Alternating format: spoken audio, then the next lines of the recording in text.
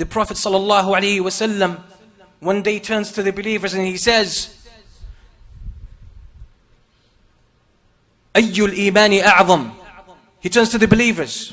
Which of faith is the most great? Which of it? So the companions say, the one who's with the most prayers, the one with the most fast, the one. All of these are great acts of worship. These are the pillars of Islam. Yet the Prophet ﷺ says, أَعْظَمُ الْمُؤْمِنِينَ إِيمَانًا مَنْ أَمِنَهُ النَّاسُ عَلَىٰ أَمْوَالِهِمْ وَأَنفُسِهِمْ. The best among the believers in their faith is the one who people feel safe for their souls and for their property with regards to him. He's no threat to people. The Prophet ﷺ is saying this is the greatest of faith. So how come we reduce Islam to certain elements and then we turn these elements into a cult where we push people away from Islam, even Muslims who were born Muslims? How come we do that? How come we play around with the religion and the deen and the gift of Allah subhanahu wa ta'ala in a way where we dehumanize it?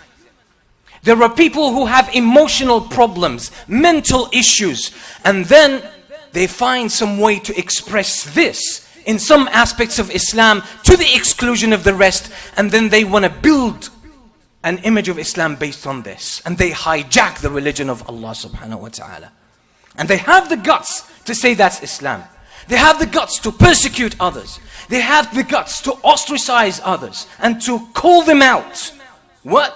Based on a selective choice, cherry-picking way of implementing Islam.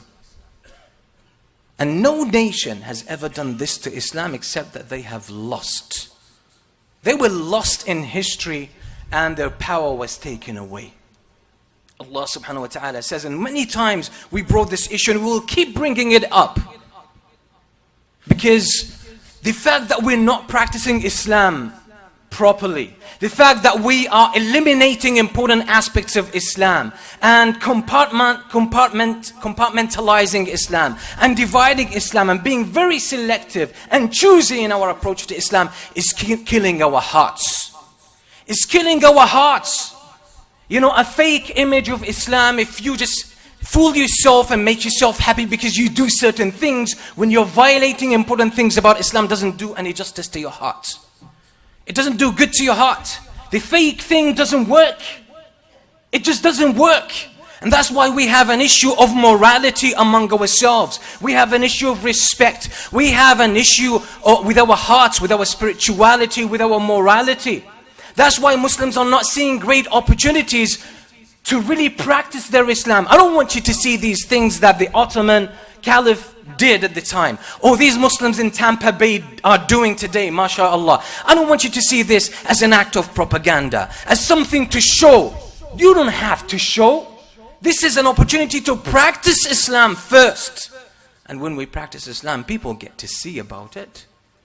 People get to see the truth. But when we are on the sidelines, when we marginalize ourselves and stop being relevant to life, we trying to live on the margins and insist that's what Islam is. We forget that the Muslims from the early stages, the Messenger sallallahu alaihi wasallam, the companions were never on the sidelines. They were never marginalized. They always played a role in their society. They were relevant to their times. And that's why the scholars of Islam say, Al-Islamu salihun li kulli zamanin wa makan. Islam is relevant to every time and every place. And some scholars say, بل الإسلام صالح ومصلح لكل زمان ومكان. Islam is not only relevant to every time and space, but Islam is also has rectifying capacity. It sets everything right in every time and every place. And if Islam is not playing this role, there's a problem with the understanding that we have about Islam. What is our contribution as Muslims? What is our contribution to our family, to our community, to our society? There are opportunities, there are needs, there are people who need not only money and wealth and finances, There are people who have social needs, emotional needs. There are people who need guidance in different areas of their life. And we have many capacities and abilities. But we're holding back. We're not seeing these opportunities because we're so much focused sometimes on ourselves. Or we're so full of fear. We want to protect ourselves from everything.